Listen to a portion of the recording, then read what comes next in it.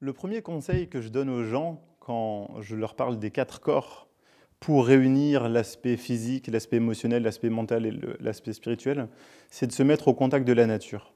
Parce que pour être centré, pour exister complètement, quelque part, il faut se mettre en harmonie avec tout ce qui nous entoure et vivre l'instant présent. L'instant présent, quand on est seul dans la nature, il nous permet de bouger physiquement, d'oser, se dire je suis seul, j'ai plus peur du jugement, parce qu'en fait ce qui effraie l'ego, c'est surtout 2 choses, c'est la peur du ridicule et la peur d'être fou. Alors quand on est seul dans la nature, on sent des présences et on est automatiquement plus centré. En fait, nos émotions même sont absorbées. On a envie de crier, on crie. J'encourage les gens à prendre du temps à eux et à lâcher leurs émotions, les envoyer dans la terre, faire confiance aux arbres, qu'ils sont là aussi, ils ont aussi cette mission-là. C'est que les arbres sont un peu comme nos grands frères. Et vivre sa spiritualité, non pas dans le mental, mais absolument dans le corps spirituel. Je suis mes élans du cœur. J'écoute mon cœur. J'écoute mon corps. Je m'assois si j'ai envie, je cours si j'ai envie. Mon comportement est libre. Je prends des postures, des mouvements qui appartiennent à l'instant. Et ça m'amène forcément à parler du chamanisme sauvage que je pratique et que j'enseigne également avec Johann Razanamai, Tal Schaller et Jean-Marie Muller. Parce que c'est un chamanisme qui sort des traditions, qui sort des dogmes, tout comme on parlait précédemment des religions ou des spiritualités. Cette forme de chamanisme nous met en lien avec la nature, nous met en lien avec l'esprit, les esprits, avec les anges, avec les guides, avec nos ancêtres, mais d'une manière qui n'est pas ritualisée, qui n'est pas répétitive. On ne va pas aller dans des chants qui se répètent de jour en jour, dans des rituels qu'il faut commencer d'une telle manière et terminer d'une autre manière bien précise, qui se répète de génération en génération, qui se répète et qui s'inculque que dans une ethnie, que dans un pays, que dans une culture, mais que ce chamanisme épuré de tous les dogmes, il vit dans l'instant présent.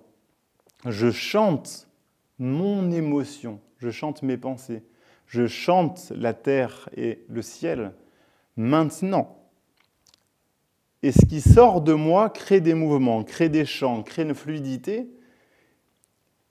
Et ce qui en sort maintenant ne se reproduira plus jamais.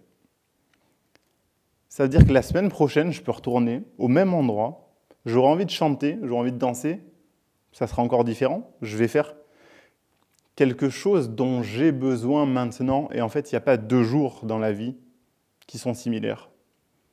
Et justement, ça rejoint aussi la notion d'ego qui nous fait répéter les choses. Donc on apprend de génération en génération à chanter les mêmes chants. Même on apprend à danser d'une manière chorégraphiée. Alors que finalement, on perd la liberté d'être dans l'instant présent pleinement et de danser n'importe comment, de chanter n'importe comment, d'exister comme si on n'avait rien appris. Ou encore mieux, comme si on avait appris à désapprendre.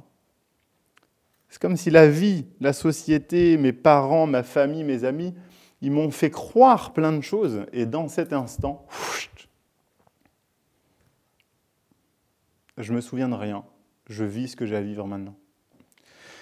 En fait, qu'est-ce que le chamanisme, avant ou après, peu importe, pour parler de chamanisme sauvage? Le chamanisme, c'est le lien de l'homme à la nature quelle qu'elle soit, et encore une fois, sans forme de hiérarchie quelle qu'elle soit. Ça veut dire que nous sommes conscients des règnes animaux, des règnes végétaux, des règnes minéraux, des règnes humains, de la terre, comme de toute forme de vie. Et toute forme de vie est sacrée. Toute forme de vie est sacralisée. Un arbre, un chat, un rocher, tout est à sa place. Tout est juste. La vie de l'un ne vaut pas la vie de l'autre. Et on ne peut pas quantifier ou mesurer la conscience de l'un ou de l'autre ou mettre une échelle de valeur sur un éléphant ou une fourmi ou sur un chêne et une tulipe. C'est que ce sont des vies différentes, tout simplement. Donc, le chamanisme, il nous amène à être des ponts entre la terre et le ciel, à être des ponts entre le monde des vivants et le monde des morts, à être des ponts entre différents plans, entre différentes situations, entre différentes dimensions. On peut y aller par le biais de voyages, des voyages intérieurs, dans lesquels on va aller rentrer en communication. Et on va ramener quelque chose ici, qu'on va appliquer ici. Et c'est pour ça que ce soit dans la santé holistique, dans le chamanisme, dans la spiritualité que j'enseigne, en fait, il y a une réelle notion de travail. C'est un vrai travail sur soi. C'est pas un enseignement théorique ou que j'appellerais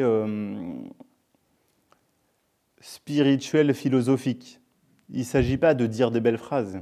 Il ne s'agit pas d'avoir des solutions toutes faites, de répéter des choses qu'on a entendues 1000 fois. Il s'agit juste d'être soi-même. Il s'agit juste d'être dans l'amour, dans la paix, mais d'aller travailler pour ça. Comment je fais pour aller travailler ça? Je prends conscience de mes mécanismes de souffrance, je prends conscience de mon ego, je prends conscience de mes SPPA, je prends conscience de mes lacunes, et chaque jour de ma vie, je travaille dessus.